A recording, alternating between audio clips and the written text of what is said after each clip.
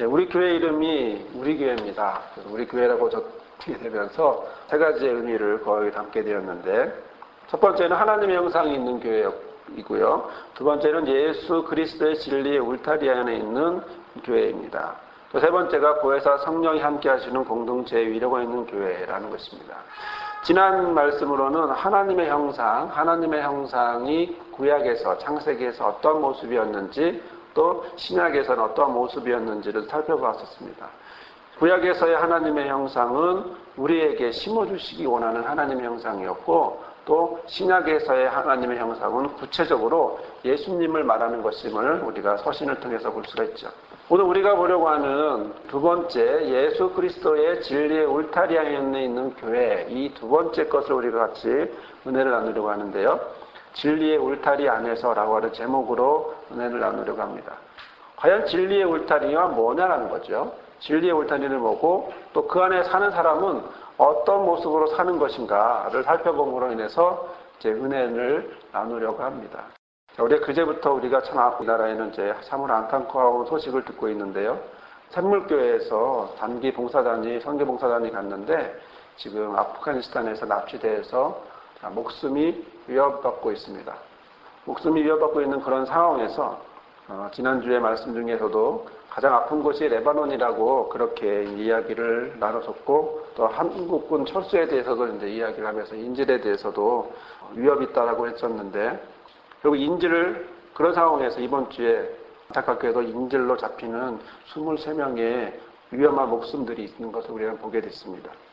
자, 이에 대해서 정부는 동이나 다산 부대가 인도주의 활동을 펴고 있다고 말을 하지만, 또 사실 국회 파병 연장을 놓고 보면 대테러 지원부대라고 하는 부대의 성격도 그 안에 있기 때문에 실제로는 전투는 하지 않아도 누구를 위해서 하는 거냐면 점령군들을 위해서 의료 지원과 공병 지원을 하고 있다는 것을 보면 실제로 한국군은 위험에 노출되어 있다는 것이 당연한 결과일 수도 있습니다. 자, 그런 상황에서 인질일이 되었고 납치가 되었고 지금 위험한 상황이 됐죠.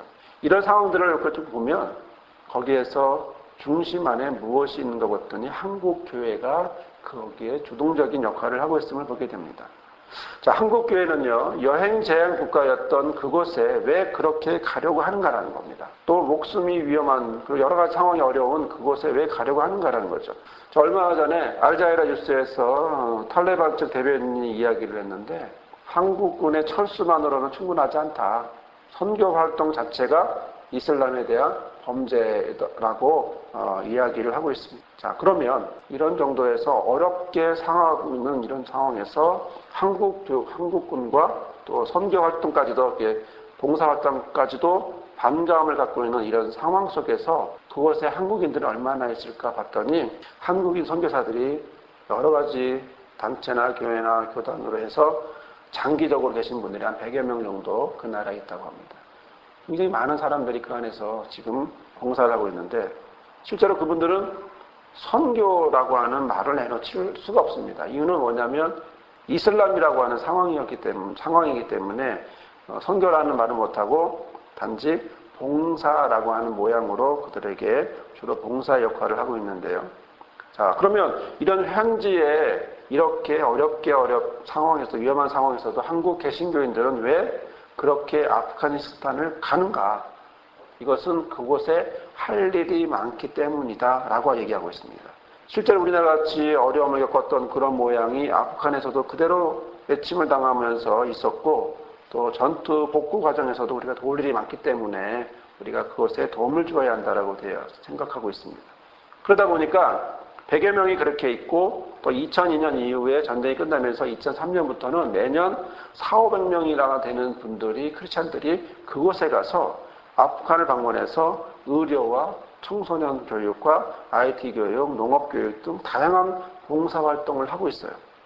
방학기나 휴가철을 이용해서 그들이 가서 봉사 활동을 하고 있는데, 이 선교사들과 함께 연결이 돼서 장기 체류 중인 선교사들과 연결이 돼서 봉사활동을 하고 있습니다. 그런 중에 이렇게 분당 샘물교회가 단기 선교팀을 꾸려서 떠나게 되었는데, 갑작스럽게 예상하지도 않았던, 그러나 어떻게 보면은 예상할 수도 있었던 그런 위험한 그곳에서 인질이 되어 지금 잡혀 있습니다. 우리는 실제로 어떤 봉사를 함에 있어서 괜찮겠지라고 생각하는지도 모르겠습니다. 안전불감증이라고 말할 수도 있겠는데 잘할 수 있겠지라고, 잘 되겠지라고 말할 수도 있을지도 모르겠습니다. 그러면 우리 교회가 신경 써야 될 건 뭐냐? 당연히 그들의 안전을 최우선으로 놓고 그들이 활동할 수 있도록 도와주어야만 한다는 거죠. 자, 그런데 그런 부분에서 우리가 시정해야 되고 바뀌어져야 하는데, 그러나 지금 상황에서의 결정적인 역할을 하는 건 누구냐면 정부입니다. 정부가 그 결정적인 역할을 할 수 있어요. 파병을 반대하고 철수를 요구하고 있는 이런 상황에서 2004년도에 김선일 씨가 피납되었는데 살고 싶다라고 절규하는 그를 향해서 노무현 대통령은 파병 강행을 했어요.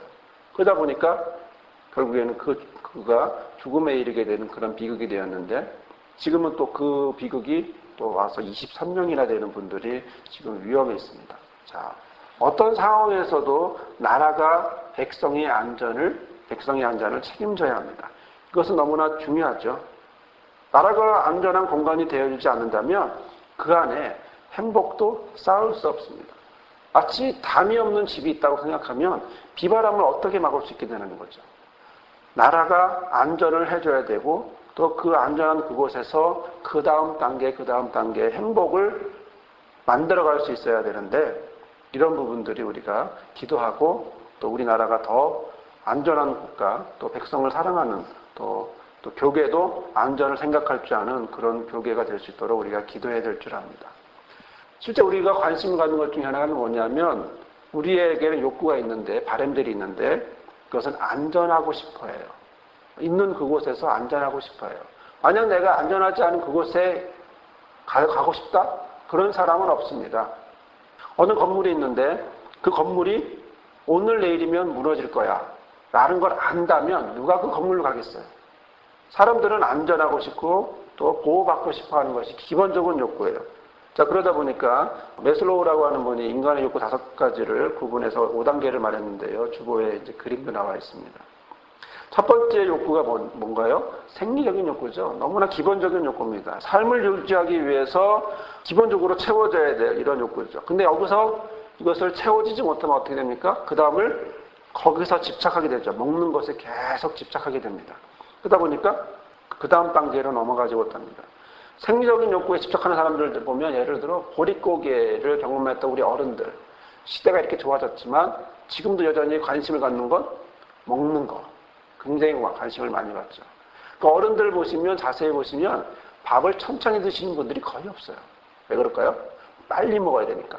경쟁이 여러 명, 10명 중에 밥은 조금밖에 없으니까 빨리 먹어야 더 많이 먹으니까 이것이 습성이 돼서 이런 생존의 생리적인 욕구에 더 집착하다니까 그 다음 단계로 넘어가지 못하게 되죠. 여튼 이런 과정 속에서 두 번째 단계는 뭐냐면 안전의 욕구입니다. 안전의 욕구라는 게 뭐예요? 불안하고 공포스러운 곳에서 해방되고 편안해지고 싶어 하는 겁니다. 아까 말씀드렸다시피 담이 없는 집이 무슨 집이겠어요? 비바람을 그대로 받고 더우면 더워서 추우면 추워서 이대로 받는 이런 집이 과연 무슨 집의 역할을 하겠냐는 거죠.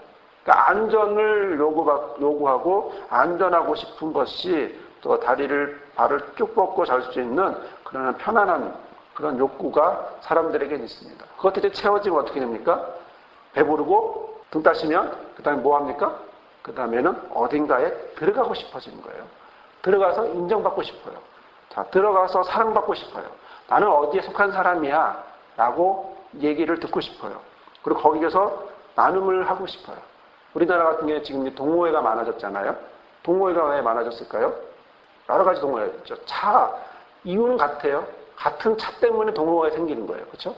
근데 이 동호회가 같은 차로 생겨서 그대로 끝나는 것이 아니라 그 다음에 어떻게 합니까? 사회봉사활동까지 넘어가죠. 이건 뭐냐면 자존감의 욕구까지도 넘어가고 있는, 성취하고 싶고 또 성공하고 싶고 또 사랑을 받고 싶고 사랑을 주고 싶고 이런 단계의 과정들이 있고, 더 궁극적으로 나아가서는 다섯 번째는 바로 자아실현. 신앙적으로 표현하면 하나님께 영광, 인간적으로 표현하면 자아실현이라고 표현하는 이런 욕구가 있습니다. 즉 내가 생리적인 욕구가 충족되면서 안전해지면 내 마음이 어딘가에 소속되고 그리고 사랑도 추구하게 되고 그러면서 더 나아가서는 어떤 자존감이 새로 높아지고 또 그래서 걱정 없이 그래서 최대한 자기를 인정받고 싶은 그런 모습으로 또 자기가 유능한 존재다라고 하는 것을 남으로부터 인정받고 싶은 그런 욕구가 생기면서 끝에는 자아실현까지 할 수 있는 신앙적으로 하나님께 영광이라고 하는 부분까지도 갈 수 있음을 우리는 이 이론을 통해서도 자세히 볼 수가 있습니다. 자, 그러면 이런 욕구에서 볼 때 가장 기본적인 생리적인 욕구를 넘어 안전의 욕구가 채워진다면 다행인데 만약에 안전의 욕구가 채워지지 않는다면 어떻게 될까요? 안전의 욕구가 충족되는 것은 그 다음으로 넘어갈 수 있는 필수적인 과정임에도 불구하고 그것이 채워지지 않으면 어떻게 합니까? 나는 보호받고 싶어 하고요. 또 그 다음에 위험을 느끼고 그래서 어떻게 해야 할지 안절부절하게 된다는 거죠.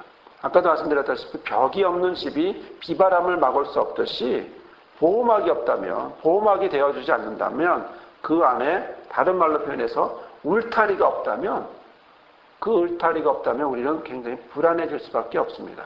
자, 예를 들어서 양이 있습니다. 그 양이 있는데 그 양이 안전하게 지낼 수 있는 곳은 어딜까요? 울타리가 필요하죠. 우리라고 하죠. 울타리가 필요하죠. 근데 울타리가 하는 역할은 외부로부터의 보호를 해줄 수 있는 것입니다. 그런데 이런 울타리가 꼭 가시적으로만 있어야 될까? 그렇지는 않습니다. 눈에 보이지는 않더라도 바로 이런 다른 모양으로도 표현되는데 그게 뭐냐면 더운 날씨에 큰 나무 밑에 있으면 어떨까요? 시원하겠죠?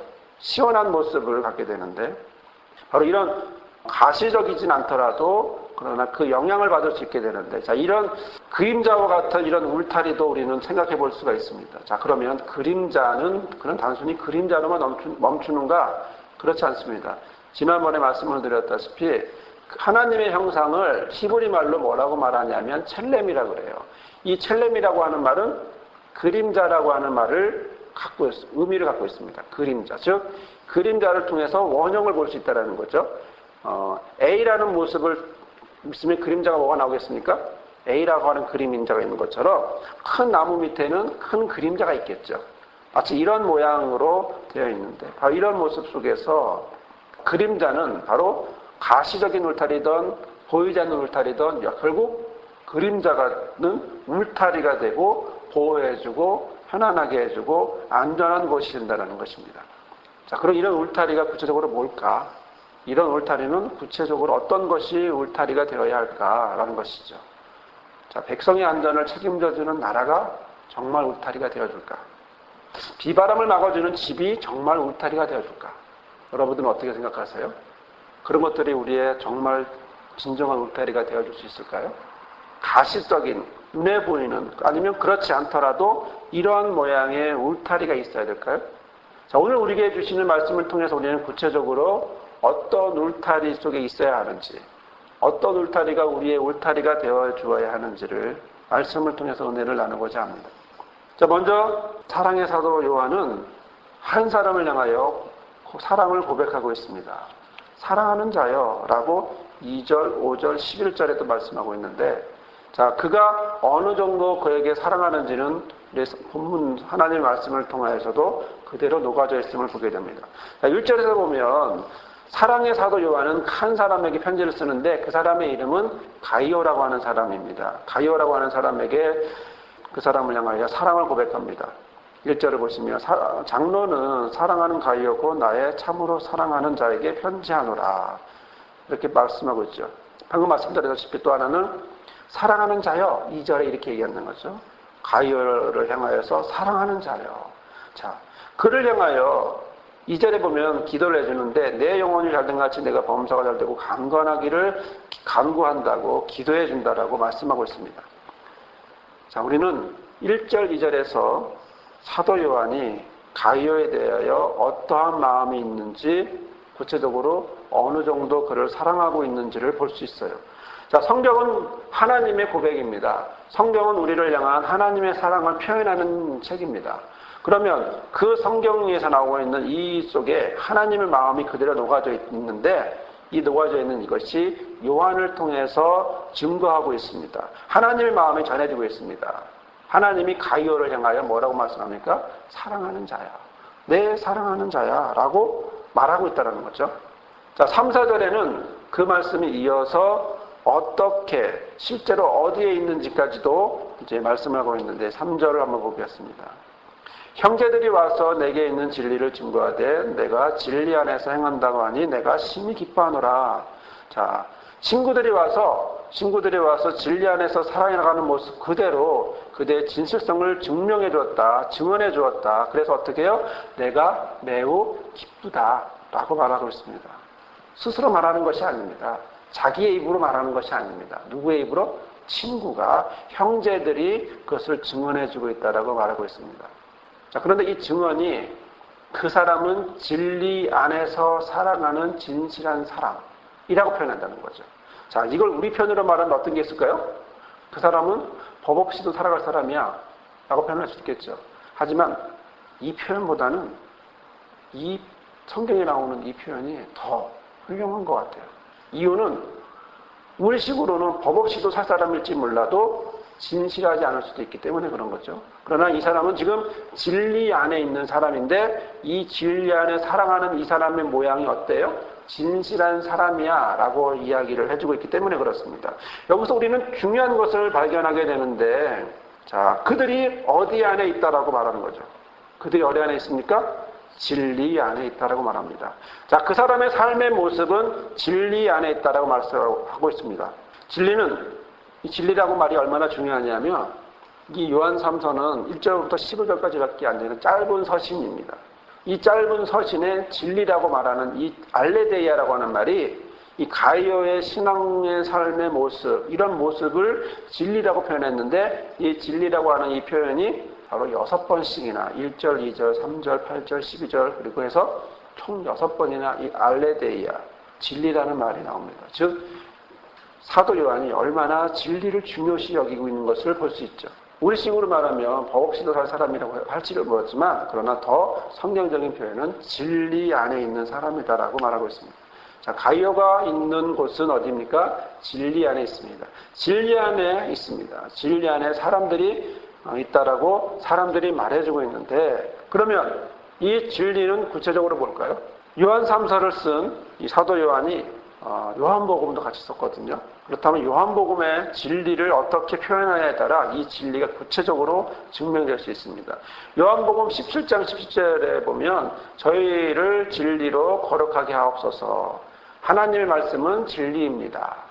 겟세마네 기도에서 예수님이 기도했던 내용입니다. 저희를 진리로 거룩하게, 다른 것을 거룩하게가 아니라 진리로 거룩하게 하는데 그 진리가 뭐예요? 하나님의 말씀은 진리입니다. 이렇게 말씀하고 있습니다.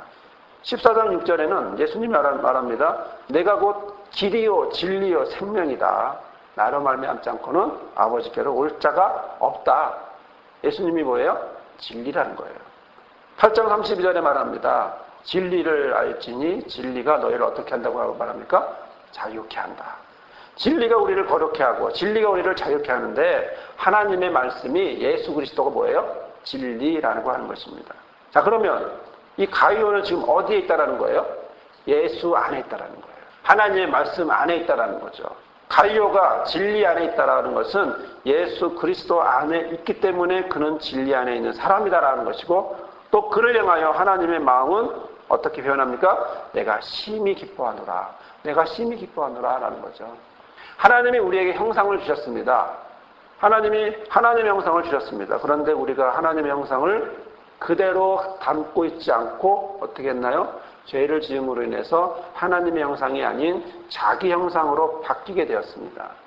그러나 끝까지 하나님은 우리를 향하여 하나님의 형상을 계속해서 주십니다. 누구죠? 서신에 나왔듯이 하나님의 형상은 예수 그리스도라는 거죠. 예수 그리스도를 하나님의 형상으로 우리 계속해서 주시고 계시는데, 그래서 예수님의 형상이, 하나님의 형상이 예수 그리스도가 우리의 마음 가운데, 우리의 삶 가운데 그대로 녹아져 있고 그대로 심어져 있기를 원하고 그대로 있기를 원하는데, 바로 그런 자를 향하여 요한 3서 1장 3절에 말씀하시는 것은 내가 심히 기뻐하노라. 내가 심히 기뻐하노라. 자, 부모의 마음이 자녀가 잘 되고 있다라고 하는 말을 들으면 어떻습니까? 4절에 보면 내가 내 자녀들이 진리 안에 행한다는 말을 듣는 것보다 더 즐거운 것이 없다라고 말합니다. 내 자녀들이 진리 안에 살아가고 있다는 소식을 들으니까 내가 너무 기쁘다. 내가 너무 기쁘다라고 말하고 있습니다. 우리는 어떤 일에 기뻐할까요? 자, 진리 안에 살아가고 있는 한 사람의 이야기를 들으며 사도 요한은 기쁘다고 표현하고 있습니다. 창세기 1장을 보면 하나님이 사람을 만들고 어떻게 표현하시죠? 심히 좋았다라고 표현하는 거죠. 그건 하나님의 고백이에요. 사람을 보시면서 한 사람 한 사람을 보시면서 우리 하나님은 심히 좋다라고 말씀하셔요. 세례 요한이에게 세례를 받고 예수님이 물 위에 올라왔을 때 하늘에서 소리가 났습니다. 뭐라고 나왔습니까? 이는 내 사랑하는 아들이요 내 기뻐하는 자다. 하나님이 내가 내 아들을 보니 너무나 사랑스럽다. 내가 너무나 기쁘다. 라고 말씀을 하고 있는 거죠. 그 하나님의 마음이 오늘 가이오에게 향하고 있습니다. 오늘 가이오에게 뭐라고요? 내가 심히 기뻐한다. 내 자녀가 진리 안에서 행한다는 걸 들으니까 내가 너무 기쁘다. 하나님의 마음이 요한을 통해서, 사도 요한을 통해서 가이오에게 말씀하고 있습니다. 자, 그러면 하나님이 요한을 통하여 꿈을 표현한 이 진리라고 하는 삶은 예수 그리스도 안에서, 즉 진리 안에서의 삶은 어떤 모습일까? 구체적으로 과연 뭘까? 추상적인 것이 아닌 구체적으로 과연 뭘까라는 것이 우리에게 의문이 되죠. 5절을 보겠습니다. 5절에 보면 사랑하는 자여 내가 무엇이든지 형제고 나그네 된 자들에게 행하는 것이 신실한 일이니 라고 되어 있습니다. 자, 표준 세번역으로는 사랑하는 이여 그대가 형제 자매에게 더욱이 낯선 이들에게 봉사하는 일은 무엇이나 충성스럽게 하고 있습니다. 여기서 형제고 나그네라고 하는 것은요, 구체적으로 말하면 그리스도인들입니다. 그리스도인들이고 요한처럼 복음을 전하기 위해서 다니는 사람들을 얘기해요. 그러니까 한 교회에 딱 있는 것이 아니라 여러 지역을 다닙니다. 순례자같이, 선교사같이 다니는 사람들이. 그럼 그 사람들에게 어떻게 해줘야 됩니까? 그들에게 봉사해준다는 거죠. 그들을 도와준다는 겁니다. 그들을 챙겨준다라고 하는 것인데요. 자, 넓은 의미로 말하면, 좁은 의미로는 이런 선교사나 이런 것을 말할 수 있겠지만, 넓은 의미로 말하면 도울 대상들을 구체적으로 말하고 있습니다. 즉, 넓은 의미로 가이오는 도울 대상들을 생각하고 그들에게 구체적으로 무엇을 도울까 말해주고 있는 것인데, 이것을 성경은 뭐라고 말합니까? 신실한 일. 표준세번역은 충성스럽게라고 말하죠. 신실한 일. 자, 봉사가 어떤 일이라고요? 신실한 일이라고 표현하고 있습니다. 이 말은 신앙적인 표현입니다. 신앙적입니다. 봉사도 그냥 하는 것이 아니라 내가 하고 싶어서 선한 마음에 하는 것이 아니라 신실한 마음으로, 신실한 일로 또 신앙을 가지고 하나님이 인도하시는 모양으로 가게 되어야 한다는 거죠. 이것에 대하여 6절은 뭐라고 말씀하시냐면 6절을 보십시오. 저희가 교회 앞에서 너희 사랑을 증거했느니라 내가 하나님께 합당하게 이건 뭐냐면 하나님께서 보시기에 합당하게 라는 뜻입니다. 하나님께서 보시기에 합당하게 라고 하는 것은 신실한 일이라는 것이죠. 가이오가 방문자들을 향하여 나그네들을 향하여 도와주고 있습니다. 이 도와주는 일은 그에게 있어서 진리 안에서 행하는 일입니다. 진리 안에서 행하는 일은 곧 신실한 일이었습니다. 그런 이 봉사는 곧 누구에게 합당합니까? 하나님 보시기에 합당합니다. 이런 모습이 우리가 5절, 6절에서 볼 수가 있는데요. 자, 그러면 초반에도 말씀드렸다시피 기독교의 봉사활동은 과연 어떻게 해야 될까? 자, 기독교의 봉사활동은 어떻게 해야 될까요? 자, 위험지역에 왜 굳이 가서 고생하면서 인질까지 될 정도로 그렇게 해야만 하는가? 자, 우리는 여기서 왜 그렇게 해야만 하는가라고 하는 것을 성경에서 그 의문을 해답을 받고 싶습니다. 자, 나그네를 돌보는 신실한 봉사라고 하는 것입니다. 하나님 보시기에 합당한, 하나님 보시기에 기쁜 모습이라고 하는 것입니다. 비록 그 결과와 반응이 우리가 원했던 것과는 전혀 다른 모양으로 가고 있습니다. 도와주러 갔는데 이슬람의 반응은 정반대예요. 싫어해요. 거부해요. 거절해요. 7절에 보면 이는 저희가 주의 이름을 위하여 나가서 이방인에게 아무것도 받지 않았다라고 말합니다. 그들이 가서 그리스도 이름을 전하려고 해서 나섰는데 이방 사람들에게는 아무런 것도 도움도 받지 않았다. 즉 아무도 도와주지 않았다. 즉 이 사람들은 뭐하러 다니는 나그네라는 거예요?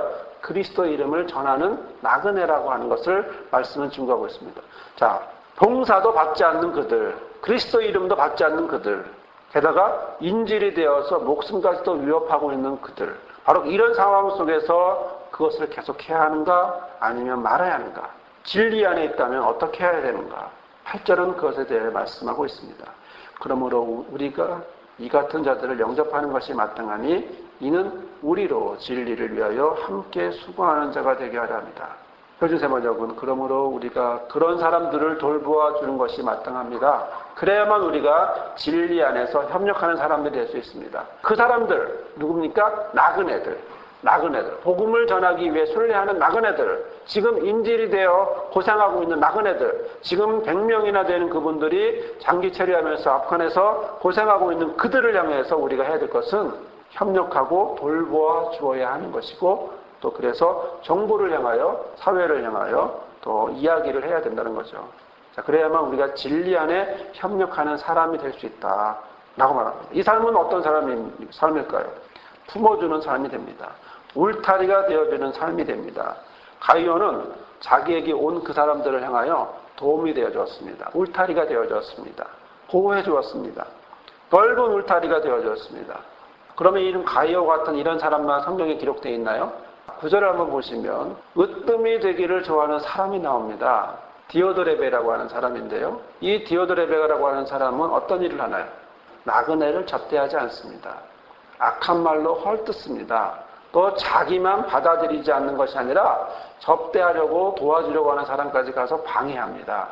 교회에서 그들을 내쫓아버립니다. 자, 이런 사람들이 현재 또 없을까요? 지금 한국에는 기독교 기업이라고 해서 그동안 세금을 잘 냈던 한 기업이 있습니다. 파업을 하고 있습니다. 파업을 했는데 강제 해산을 시키고 있습니다. 그 기업을 향하여서 이야기하는 것은 지금까지 법 없이도 잘 사는 기업이었어요. 하지만 진리 앞에서 진리 안에서 살아가고 있는지는 우리가 자문자답해봐야 됩니다. 왜요? 그들은 법을 내세우고 있지 진리를 내세우고 있지 않습니다. 진리 안에서 80만 원만 줘도 감사하다라고 말하는 그들을 지금 내가 쫓고 있는, 법대로 하라고 얘기하고 있는 그들을 보면서 과연 그들이 가이오의 삶인지 아니면 디오드레베의 삶인지는 우리는 자명하는 겁니다. 법대로 살아갈지 진리 안에 살아갈지는 우리가 선택해야 될, 기독교인으로서 선택해야 될 모습입니다. 자, 요한은 이 사람에 대해서 말하고 있는데요. 두 가지를 말합니다. 악을 본받지 말라고, 선을 본받으라고 얘기합니다. 선을 행하는 자는 어디에 속한 사람이에요? 하나님 앞에 속한, 하나님께 속한 사람이라고 얘기합니다. 자, 그러면서 가이오만큼이나 좋은 사람을 말합니다. 데메드리오라고 하는 사람을 말해주고 있어요. 모든 사람에게 좋은 평을 받고 있고 삶이 진실하다고 말해주고 있는 바로 그 사람. 데메드리오는 모든 사람에게 좋은 평을 받고 또 그 진실한 삶이 스스로 그렇게 평하여 주었습니다. 우리도 또한 그를 그렇게 평합니다. 자, 그대는 우리의 증언이 옳다라는 것도 알고 있습니다. 라고 말하고 있습니다. 말씀을 정리하겠습니다. 사랑하는 여러분, 진리가 무엇일까요? 진리는 하나님의 말씀입니다. 진리는 무엇일까요? 진리는 예수 그리스도입니다. 진리는 우리에게 어떻게 해주고 있나요? 자유롭게 해줍니다. 거룩하게 해주십니다. 그래서 진리를 행한다라는 것은 하나님 앞에서 예수님을 향하여 바라보는 것이고 예수님을 바라보는 것이 삶의 기준이 되어서 나아가는 것입니다. 예수님을 따라 살아가는 두 사람이 여기 나옵니다. 가이오와 데메드리오. 이 두 사람은 진리 안에서 예수님을 찾아서 예수님을 향하여 예수님처럼 살아가고자 하는 것입니다. 모든 사람이 안전을 원합니다. 안전을 원할 때 우리는 무엇을 줘야 합니까? 그들에게 울타리가 되어줘야 합니다. 자, 울타리가 되어준다는 것은 그냥 아무나 울타리가 아니라 바로 사랑이 있는, 진리가 있는 그런 울타리가 되어야 한다는 거죠. 자, 이들의 삶은 바로 이 울타리 안에서, 진리 안에서 행해진 겁니다. 진리가 울타리가 되어준다는 것은 곧 예수 그리스도가 하나님 말씀이 울타리가 되어준다는 것이고 그 가운데 큰 나무이신 하나님이 우리에게 그늘이 하나님의 형상이 되어 우리에게 오신다는 것입니다. 그러면 그 하나님이 우리를 향하여 뭐라고 말씀하십니까? 요한의 고백처럼 사랑하는 자야, 심히 기뻐한다 라고 우리를 향하여 말씀하고 있는 것입니다. 울타리는 삶입니다. 울타리는 삶의 모습입니다. 어떤 모습으로 울타리에 있어야 되는지를 보여주고 있습니다. 울타리는 그림자와 같이 햇볕으로부터 보여주는 큰 나무와 같은 그림자와 같습니다. 하나님의 형상과 연결되죠. 우리 식으로 말하면 무더운 바깥에 있느냐 아니면 시원한 에어컨 속에 있느냐라는 것입니다. 자, 무더운 바깥에 있으면 마음이 어떻을까요? 힘들고 지치죠. 하지만 시원한 방 안에 있으면 편안하고 그리고 기쁜 마음을 가질 수 있습니다. 그리고 이 마음은 무엇으로 연결되느냐 하면 실천하고 또한 우리의 삶의 모습을 드러낼 수 있습니다. 형제고 나그네를 돕고 돌보는 것은 곧 우리가 해야 될 삶의 모습이라는 것이죠. 자, 그래서 말씀 우리에게 진리 안에서 행하라고, 진리를 선택하라고, 선을 선택하라고, 하나님에게 속한 일을, 하나님에 속한 삶을 선택하라고 이야기하고 있습니다. 어제 우리가 못했어도 오늘 그것을 선택하고, 그제 우리가 못했다고 해서 포기하는 것이 아니라 오늘 이 순간 다시 선택하고 다시 선택해서 나아가는 모습이 필요합니다. 우리 교회는 진리의 울타리, 예수 그리스도라고 하는 진리의 울타리 안에 있는 그런 교회가 되기를 원합니다.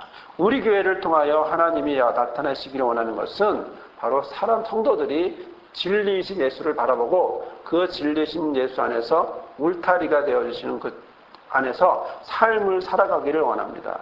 또 우리 성도들의 삶이 있는 그 자리가 은혜의 자리요, 진리의 자리가 되기를 원합니다. 왜요? 그 안에 예수가 우리와 함께 하기 때문에 그렇습니다. 삶은 진리를, 삶의 모습 속에서 진리를, 또 예수를 선택하는 그런 모습이기를 주께서는 우리에게 원하시고 바로 그런 모습에 우리는 안전한 자리임을 증명해 주고 있습니다.